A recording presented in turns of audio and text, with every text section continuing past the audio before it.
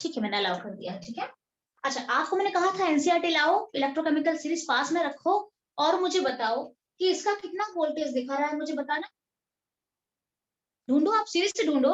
आपको मैंने क्या कहा, एनोड पे ऑक्सीडेशन चलता है डैनियल सेल के अंदर, और ये रिएक्शन होता है, दिख रहा है, ये जिंक 0 से ऑक्सीडाइज होकर जिंक 2+ में चला गया, ऑक्सीडेशन चल रहा है यहाँ पे प्रॉपर।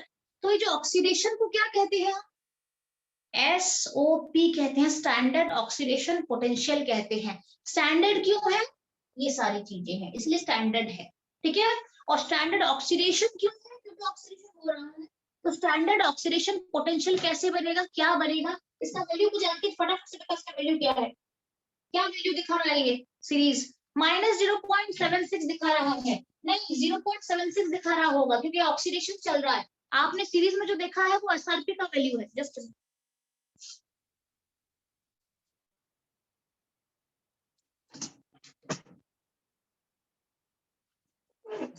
Got the point. आपने जो सीरीज इलेक्ट्रोकेमिकल सीरीज देखा है ना, वो SRP के ऊपर बेस्ड है। तो -0.76 मैं मानती हूँ, बट वो SRP है ना। तो आप मेरा क्या है, ये तो SRP है ना, ऑक्सीडेशन दिखा रहा है ना, तो कौन सा वैल्यू यहाँ पे लिखूं मैं।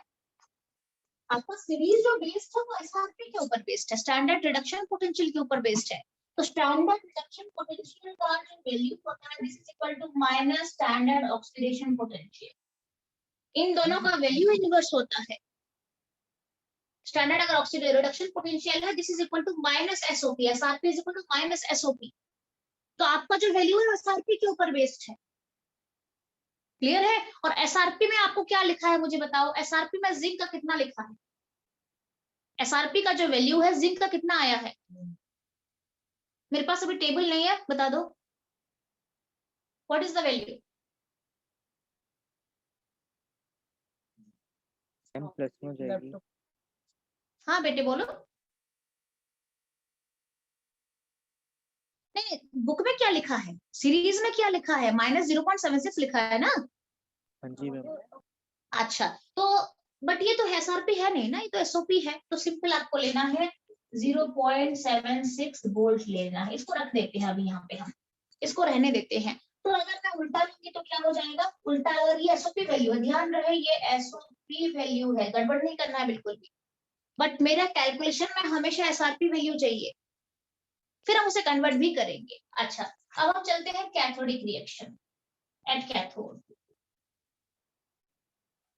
कैथोड पे क्या हो जाएगा, कॉपर जो 2+ है, एक्वस है, ये 2 इलेक्ट्रॉन को कैप्चर कर लेगा और ये बन जाएगा कॉपर सॉलिड बन जाएगा। And this is a case of reduction. यहाँ पे कॉपर का 0 है, +2 है, रिडक्शन हो चुका है।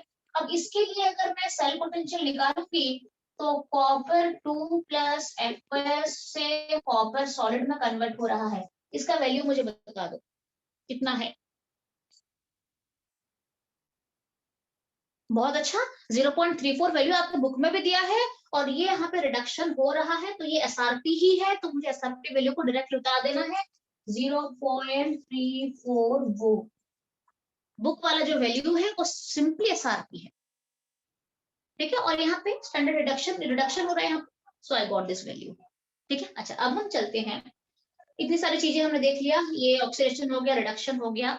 अब अगर दोनों को कंबाइन कर देते तो कौन सा आपका रिएक्शन बन रहा है बेटा, दोनों को कंबाइन कर लो, दोनों रिएक्शन को, इन दोनों को कंबाइन करो, जिंक सॉलिड और इसको और इस रिएक्शन को कंबाइन कर लो। ये रिएक्शन 1 है और ये इक्वेशन 2 है, मान लो इन दोनों को कंबाइन करोगे then you will get zinc solid plus copper 2 plus aqueous will give me zinc 2 plus aqueous plus copper solid। दोनों को कंबाइन करोगे तो ये, and this is the Redux reaction. अब इस रिडक्स रिएक्शन का एक का सेल पोटेंशियल मुझे पता है, दूसरे का भी पता है, हाफ, ये हाफ इलेक्ट्रोड है, ये हाफ इलेक्ट्रोड प्रोसेस है, ये भी हाफ इलेक्ट्रोड है। बट जब मैं कंबाइंड इक्वेशन लिखूंगी, रिडॉक्स रिएक्शन लिखूंगी, तो उसका सेल पोटेंशियल कैसे निकाला जाता है, तो मैं यहाँ पे आपको बता देती हूँ। यहाँ पे हम ले लेते हैं इसको मैं थोड़ा रब कर रही हूँ, ये आपका सारा खत्म हो चुका है, आपने पढ़ लिया है ये सब, ठीक है। अब जो अगर कंबाइंड सेल का मैं लेती हूँ तो हम उसे कहते हैं E0 सेल कहते हैं, and this is equal to E0 cathode minus E naught anode, और ये है एसआरपी का वैल्यू डाला जाता है। अगर मैं कैथोड माइनस एनोड करूंगी तो मुझे एसआरपी के वैल्यू डालने हैं, ठीक है।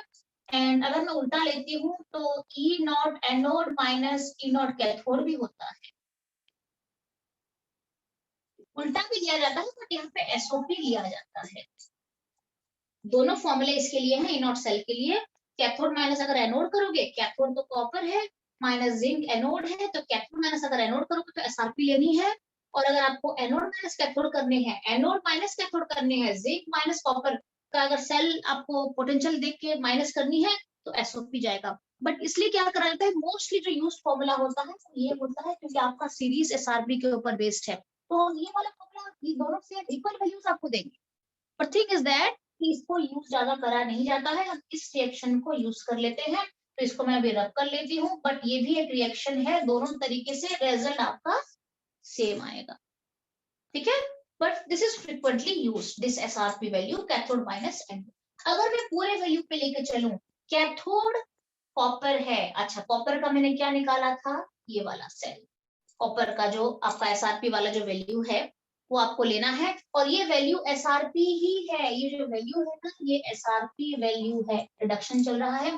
तो कॉपर कैथोड है यहाँ पे, यू कैन सी हियर। तो कॉपर के लिए मुझे value SRP as it is यहाँ पे लिख देना है, माइनस एनोड यहाँ पे क्या है, एनोड आपका जिंक है, और जिंक का ये आपको वैल्यू गिवन है, बट ये एसओपी लिखवाया था मैंने क्योंकि ऑक्सीडेशन हो रहा था, आपको एसआरपी चाहिए तो इसको उल्टा करके लिखना है, माइनस ऑफ माइनस 0.76 ले लेना है। सो ये कितना आ जाएगा, 1.1 वोल्ट आ जाएगा।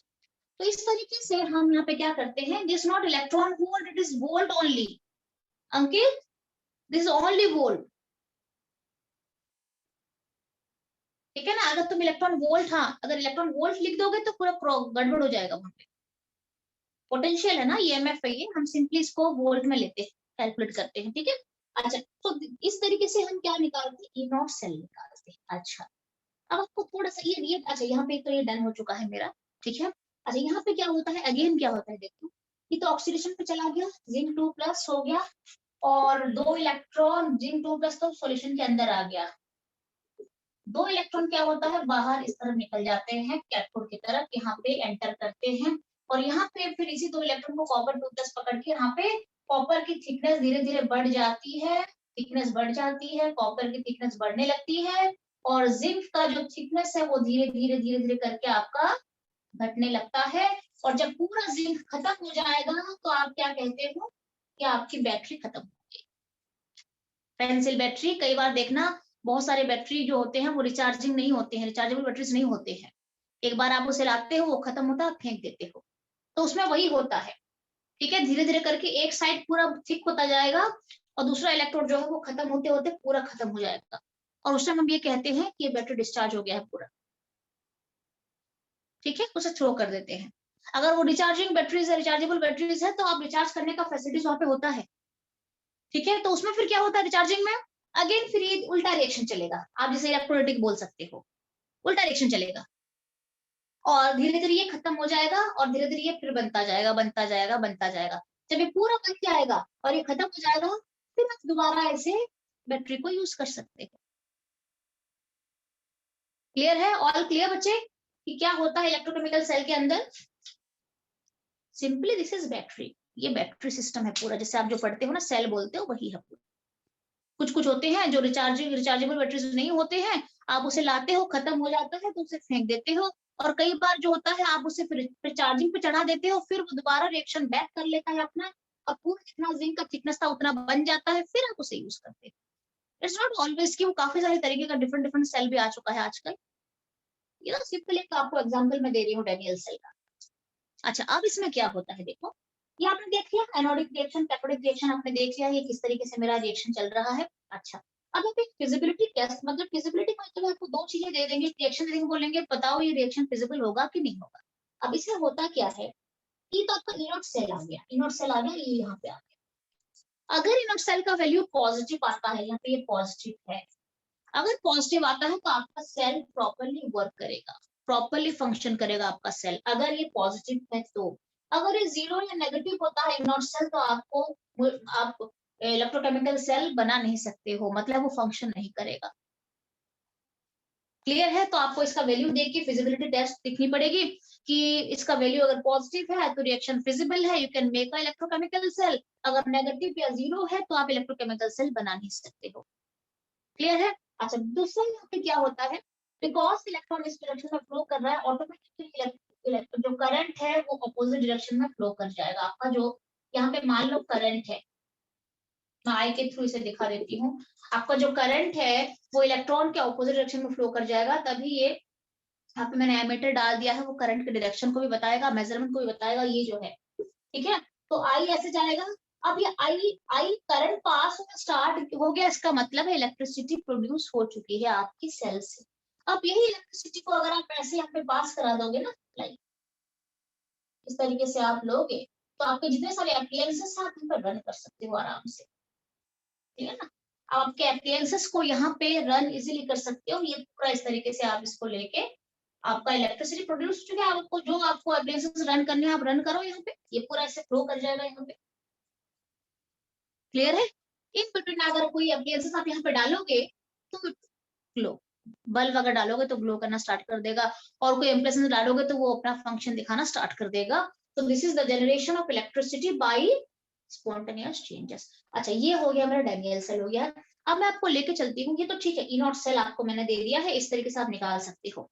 ठीक है, अच्छा अब आपको इसको थोड़ा मैं रब करना, ये डैनियल सेल खत्म है, इसको मैं अभी रब करूँ क्या? डन है, चलो रहने देते हैं इसको, मैं आपको थोड़ा और यहाँ पे एक्सप्लेन कर देती हूँ। ठीक है, आपको सारा समझा दिया मैंने कैसे क्या क्या होता है। अब हम चलते हैं नेट रिएक्शन पे चलते हैं। जिंक, मैंने यहाँ पे zinc solid plus copper aqueous. अच्छा, एक्वस का कंसंट्रेशन कितना लिया है मैंने यहाँ पे, ये पूरा एक्वस है, पहले लिख देते हैं रिएक्शन को। Give me zinc 2 plus aqueous plus copper solid. तो आप मुझे बताओ, यहाँ पे जो मैंने एक्वस लिखा है, यहाँ पे कंसंट्रेशन लिखा जाता है, तो यहाँ पे मैंने कंसंट्रेशन कितना लिया है, 1 मोलर लिया। आपको मैंने बताया था ये सारे 1 मोलर हैं, ये सारे 1 मोलर हैं, स्टैंडर्ड कंडीशन में 298 केल्विन एंड 1 बार पे हैं। तो यहाँ पे 1 बार लिखती हूँ, यहाँ पे डैनियल सेल अगर स्टैंडर्ड की बात चल रही है तो ये 1 मोलर आ जाएगा, और यहाँ पे एक्वस के बदले आप 1 मोलर भी लिख सकते हो। अगर 1 मोलर है, कहीं पे भी रिएक्शन चल रहा है और अगर 1 मोलर जा रहा है तो सिंपली रिएक्शन होता है E naught cell E cell. 1 molar का अगर कंडीशन होता है तो क्या हो जाता है, यहाँ पे फिर मुझे ई सेल निकालने की जरूरत नहीं है, E naught cell is equal to E cell हो जाता है, जो आप नन्स इक्वेशन कहते हो। E cell E naught cell इस तरीके से आप निकाल के आपका फाइनल वैल्यू आ जाएगा, क्योंकि यहाँ पे 1 मोलर स्टैंडर्ड वाले केस में यही मेन स्टैंड पोटेंशियल हो जाता है, हमें फिर ई नॉट सेल ई सेल निकालने की जरूरत नहीं होती है। बट मान लो आपको रिएक्शन जरूरी तो नहीं है कि आप जब इलेक्ट्रोकेमिकल सेल बनाते हो तो आपको 1 मोलर सॉल्यूशन दिया जाएगा। हो सकता है आपको ऐसा बोल दिया जाए कि जिंक रॉड को 0.01 मोलर एंड कॉपर रॉड को 0.001 मोलर सॉल्यूशन में डिप करा गया है, तो यहाँ पे कंसंट्रेशन तो पूरा चेंज हो गया। अब तो ये स्टैंडर्ड रहा नहीं, अब तो स्टैंडर्ड रहा नहीं ना, तो उसके लिए हम क्या करते हैं उसके लिए आप किस तरीके से कैलकुलेशन करते हो, उसके कैलकुलेशन के लिए मान लो मेरा जो जिंक रॉड को डिप करा गया है 1 मोलर में और कॉपर रॉड को 1 मोलर में, 1 मोलर का मतलब ही स्टैंडर्ड आ गया। तो अगर आप ई नॉट सेल निकालोगे तो क्या आ जाएगा, ई नॉट सेल आपका ये आ जाएगा, और ई जो सेल है ई सेल का मतलब है जो नेट पोटेंशियल पूरा बनता है, ओवरऑल पोटेंशियल जो बनता है वो ई नॉट सेल के साथ इक्वल हो जाए। बट अगर मैं यहाँ पे कंसंट्रेशन को चेंज कर देती हूँ, फिर ई सेल जो है वो डिफरेंट हो जाता है, और उसका एक्सप्रेशन कैसे बनाया जाता है, इस पूरे इक्वेशन को हम कहते हैं नन्स इक्वेशन कहते हैं। हाँ, यस यस, ठीक है, तो हम इसे क्या कहते हैं, नन्स इक्वेशन कहते हैं। नन्स इक्वेशन का यूज कब होता है, जब हम कंसंट्रेशन को अदर देन 1 लेते हैं। जब कंसंट्रेशन को हम अदर देन 1 मोलर लेते हैं तो तब हम नन्स इक्वेशन का यूज करते हैं। अब आपको मैं लेके चल रही हूँ नन्स इक्वेशन पे चलते हैं। ठीक है, तो ध्यान रखना कि नन्स इक्वेशन कब यूज होता है, कैसे यूज होता है। ठीक है, अच्छा, शी का भी आपको मैंने बताया था, शी का काम क्या होता है, शी बेसिकली जो अननोन मेटल्स होते हैं उसके SRP SOP वगैरह डिटरमिन करने के लिए हम शी को यूज करते हैं। एक स्टैंडर्ड रेफरेंस इलेक्ट्रोड है, ठीक है। तो ये आप पढ़ सकते हो, नोट्स में है भी, पढ़ सकते हो इसको, ठीक है। अलग से एक्सप्लेन करने की जरूरत नहीं है। तो सीधे हम चलते हैं, E0 सेल मेरा आ चुका है। अच्छा, जैसे मैं आपको दे रही हूँ, थोड़ा सा मुझे आप बताना।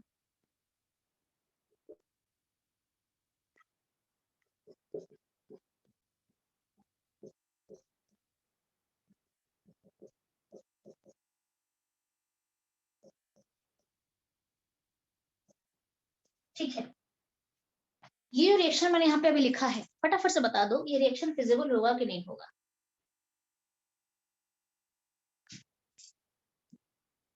ये रिएक्शन फिजिबल होगा कि नहीं होगा, sorry. Nickel 2 plus aqueous plus 2 Ag solid will give me nickel solid plus 2 Ag plus aqueous.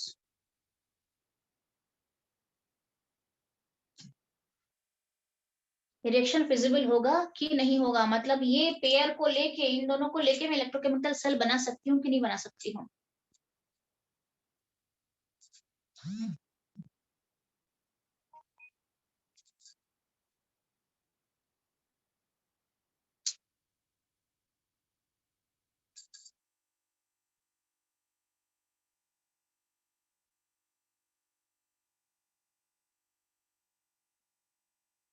हाँ, यस।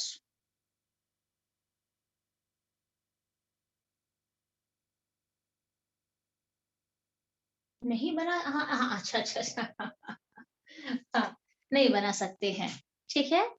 यस मैम, बना सकते हैं। अंकित बोल रहे बना सकते हैं, मुद्दित बोल रहा नहीं बना सकते हैं।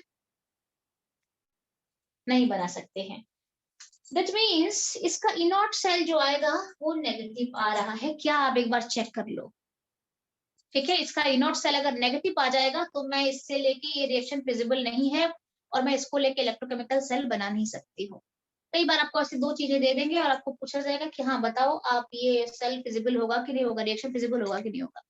तो आप एक तो आप वैल्यू डाल के भी निकाल सकते हो, दूसरा आप ये भी कर सकते हो कि यहाँ पे आप चेक करो निकल का रिडक्शन हो रहा है, चेक करो आप, और सिल्वर का ऑक्सीडेशन हो गया है। निकल का रिडक्शन हो गया है और सिल्वर का ऑक्सीडेशन यहाँ पे हो गया है। अच्छा, अब अगर मैं वैसे अगर देखो इलेक्ट्रोकेमिकल सीरीज में तो निकल नीचे है और सिल्वर तो ऊपर है ना, आप चेक कर लो, आप एक बार प्लीज चेक कर लो। इलेक्ट्रोकेमिकल सीरीज आप चेक कर लो, निकल नीचे की तरफ आ रहा है और सिल्वर जो है वो ऊपर की तरफ आ रहा है, isn't it?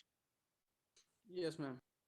अच्छा, तो जो नीचे की तरफ आता है उसे क्या होना चाहिए, उसे ऑक्सीडाइज होना चाहिए। अभी बताया मैंने, जो नीचे की तरफ आएगा बेसिकली उसे ऑक्सीडाइज होना चाहिए, बट निकल का ऑक्सीडेशन होना चाहिए, बट निकल का रिडक्शन हो गया है यहाँ पे, जो कि पॉसिबल नहीं है। अगर मैं सिल्वर और निकल का कॉम्बिनेशन लेती हूँ तो निकल हमेशा ऑक्सीडाइज होगा, बट यहाँ पे निकल का रिडक्शन दिखाया गया है, विच इज नॉट पॉसिबल।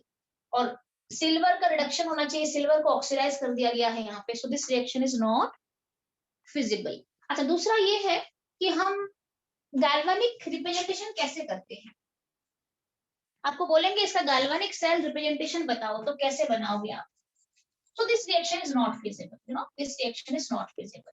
अगर मैं इसको उल्टा लिखती हूँ तो that reaction is feasible. Now अगर मैं ऐसे लिखूंगी, निकल सॉलिड है प्लस 2 Ag प्लस एक्वस है, will give me nickel 2 plus aqueous plus 2 silver solid। अगर मैं ये रिएक्शन लिखती हूँ, नाउ दिस इज फिजिबल। ये फिजिबल क्यों फिजिबल है कि निकल यहाँ पे ऑक्सीडाइज हो रहा है, आप चेक कर लो, निकल जो है वो ऑक्सीडाइज हो रहा है और सिल्वर यहाँ पर रिड्यूस हो रहा है। डेफिनेटली ऑटोमेटिक है, निकल तो नीचे की तरफ ऑक्सीडाइज होना चाहिए, हो रहा है ऑक्सीडाइज। तो यहाँ पे इसका जो E0 सेल मैं निकालूंगी ये पॉजिटिव आ जाएगा। अगर आप इसका एनोड माइनस एनोड फॉर्मूला से निकालोगे तो इसका E0 सेल नेगेटिव।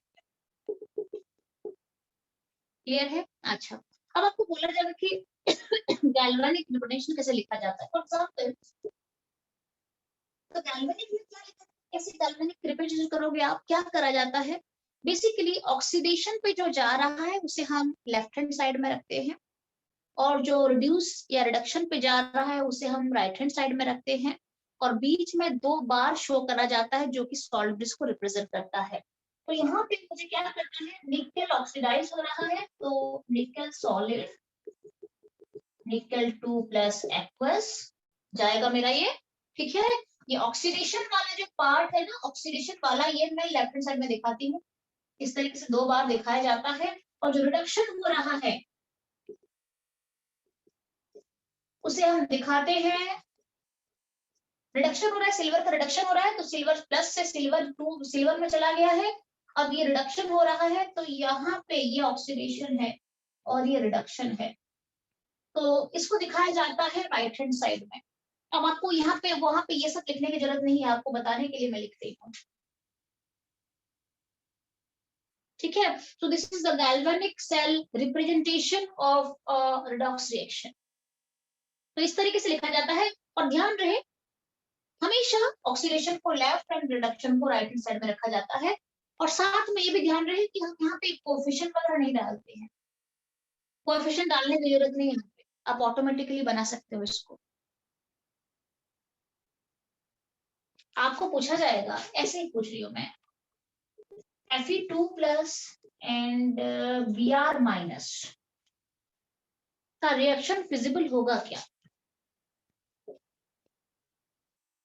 अगर इन दोनों के बीच रिएक्शन चलेगा तो जो रिएक्शन के प्रोडक्ट बनेंगे वो फिजिबल होगा क्या रिएक्शन?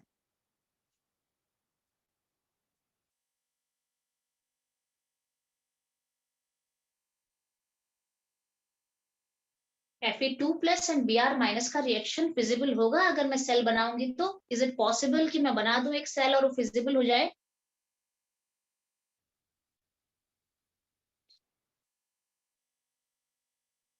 यस।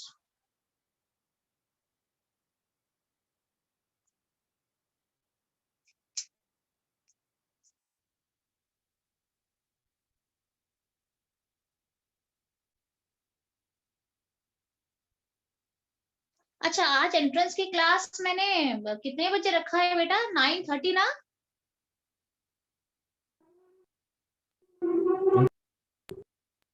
एंट्रेंस की क्लास रात को 9:30 मैंने रखा है, तो आज मैं और एक पेपर अपलोड कर दूंगी क्या? मतलब आज तो पिछले का डाउट लिंक चलेगा, जो आपने दिया था उसका डाउट लिंक दूंगी अभी मैं, बट आज रात को फिर और एक अपलोड कर देती हूँ फुल सिलेबस। चलेगा मैम। ठीक है, कल तक आप दे देना, और क्या। ठीक है, आज रात को अपलोड करूंगी। अच्छा, कल अगर बाई चांस आज रात को नहीं हो पाया, मान लो कई बार लेट हो जाता है रात को, तो मॉर्निंग भी दूंगी तो आप कर पाओगे क्या? रात तक हो जाएगा 1 घंटा निकाल के? हाँ मैम, ट्राई कर लेंगे मैम, हो जाएगा। मुझे तो नहीं, क्योंकि आप वैसे भी मैं देती हूँ तो आप उसी दिन ही करते हो मुझे लग रहा है। मतलब मैं रात को अपलोड करती हूँ तो आप दूसरे दिन ही उसे मैनेज करते हो फिर। ठीक है, ओके, देख लेते हैं। तो बताओ मुझे फिजिबल होगा कि नहीं होगा? सिंपल है ये, आपका तो 11 का ये पढ़ाई है ये। Fe2 प्लस कहाँ पे जाएगा? Fe3 प्लस में, और तो कोई ऑप्शन है नहीं ना, इसका वेरिएशन चलता है। अच्छा, Br कहाँ पे जाएगा? Br2 में, 0 में जाएगा। सिंपल है ना, इन दोनों के बीच तो रिएक्शन यही चलेगा ना। ब्रोमीन का जो वेरिएशन होता है माइनस है, फिर Br2 है, फिर पॉजिटिव पर चढ़ेगा, वो अलग बात है पीछे की तरफ, बट पहले तो Br माइनस में Br2 में जाएगा, और Fe जो है Fe3 प्लस में जाएगा। तो अगर मैं लिखती हूँ इसको Fe2 plus plus Br minus, इन दोनों को रिएक्शन बना रही हूँ मैं, तो इसका जो प्रोडक्ट बनेगा क्या हो जाएगा? Fe3 प्लस प्लस Br2 हो जाएगा। अब ये रिडक्स कपल है क्या? अब ये रिडक्स कपल है क्या, देख लो एक बार। तो Br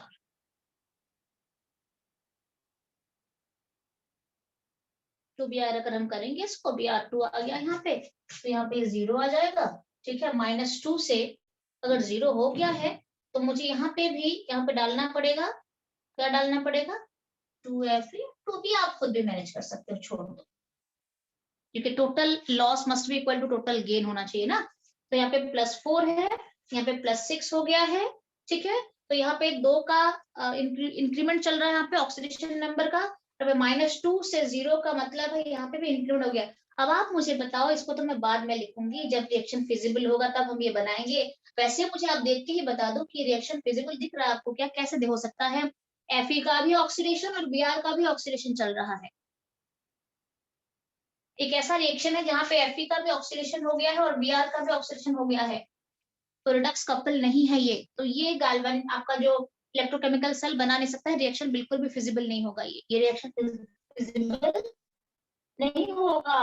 Fe का भी ऑक्सीडाइज हो गया है +2 से +3 और Br माइनस भी ऑक्सीडाइज हो गया है माइनस से 0 में। So this reaction is not possible. But अगर आपको बोला जाएगा कि Fe रिएक्शन फिजिबल होगा कि नहीं, तो क्या लिखोगे आप?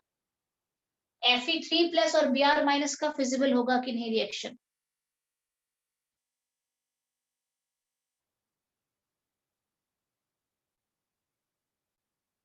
यस, फिजिबल होगा, बिल्कुल फिजिबल होगा, क्योंकि Fe3+ जो है वो Fe2+ में जाएगा और Br- जो है Br2 में जाएगा। एक का रिडक्शन हो गया +3 से +2 और दूसरे का ऑक्सीडेशन हो गया माइनस से 0। एक का रिडक्शन हो गया, दूसरे का ऑक्सीडेशन हो गया। एक बहुत अच्छा ये रिडक्स कपल बन सकता है। क्लियर है? ओके, सो एक काम करते हैं, आज के लिए हम इतना ही रखते हैं, क्योंकि अभी मेरे सीबीएसई की क्लास भी है हमारे 11 बच्चों के साथ। तो आज इतना भी आपने जाना, थोड़ा बहुत कल आपको मैं नॉइज इक्वेशन कल पूरा खत्म कराऊंगी। इसको नॉइज इक्वेशन है, गिव्स फ्री एनर्जी का इक्वेशन पढ़ेंगे, इक्विलिब्रियम वाला इक्वेशन पढ़ेंगे। और आज मैं और एक काम भी करती हूँ, आज साथ में मैं इलेक्ट्रोकेमिकल सेल का होमवर्क भी अपलोड कर देती हूँ। अच्छा, मुझे और एक बात बताओ, नॉइज इक्वेशन तो कल मैं आपको पढ़ाऊंगी यहाँ पे। मेरे ख्याल से नॉइज इक्वेशन ज्यादा टाइम नहीं लगेगा, वो हो जाएगा, एक ही साथ 2-3 रिएक्शन लिखवा देंगे तो सारा डन हो जाएगा। ताकि आप यहाँ पे मुझे बताओ कि आप सबका क्लियर है ना noise equation concept, gives free energy yes ma'am, आता कंसेप्ट, हूँ आपकी तरह। हाँ इक्विलिब्रियम वाला जो कंसेप्ट है, कैसे हम उसे इक्वेशन में डालते हैं, क्लियर है ना? बहुत अच्छा, बहुत ज्यादा क्लियर है। तो कल हल्का सा पढ़ा के ना, आज आपको मैं रात को होमवर्क भी अपलोड कर देती हूँ, जितना हो सके कर लो बच्चे, क्योंकि इलेक्ट्रोकेमिस्ट्री खत्म करते ही मैं आपको सरफेस केमिस्ट्री में लेके जाऊंगी। क्योंकि जो जेईई मेंस के बच्चे हैं, अभी जो एंट्रेंस के बच्चे हैं ना, मुझे थोड़ा उनको सरफेस केमिस्ट्री भी कराना पड़ेगा। आपके पास तो भी टाइम है, उनके पास टाइम नहीं है अभी ज्यादा। और 23rd से स्टार्ट हो रहा है एंट्रेंस, तो मुझे इन बिटवीन कुछ ना कुछ उनको बता देना है। पॉलीमर पॉलीमर अगर सरफेस केमिस्ट्री खत्म हो गया तो मैं एक क्लास दे दूंगी पॉलीमर। मैम, सरफेस केमिस्ट्री शायद मत करो मैम, पॉलीमर करवा दो पहले आप। नहीं नहीं पॉलीमर नहीं थोड़ा नहीं, लगता है पॉलीमर में प्रॉब्लम है। सुनो, मेरे कहने का मतलब सुनो, आज मैं बात करती हूँ एंट्रेंस की क्लास में आपसे बात करूंगी आज। सरफेस केमिस्ट्री में इसलिए कर रही हूँ कि हमारा दोनों का फायदा हो जाएगा, सीबीएसई और एंट्रेंस दोनों का। और अगर आप ठीक है सीबीएसई मैम। वाले पॉलीमर्स करना चाहोगे, पॉलीमर्स अगर सीबीएसई वाले भी करना चाहेंगे, क्योंकि आपको भी तो जेईई देना है ना, अगर करना चाहोगे तो पॉलीमर्स भी करवा दूंगी। इजी है, पॉलीमर्स तो बहुत इजी है, बहुत ही ज्यादा इजी है।